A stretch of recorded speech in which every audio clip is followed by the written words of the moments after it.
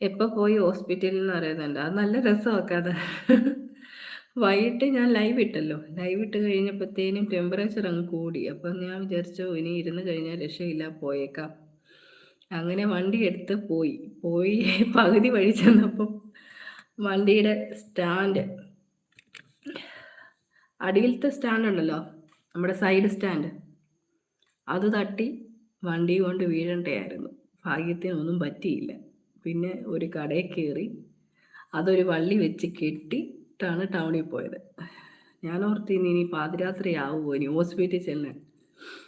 കാരണം ഇറങ്ങി ചെന്നപ്പോഴത്തേനും ഈ സ്റ്റാൻഡ് നേരെ, അല്ലെങ്കിൽ ഞാനും ചെറുക്കനും തോട്ടിൽ പോയേനെ.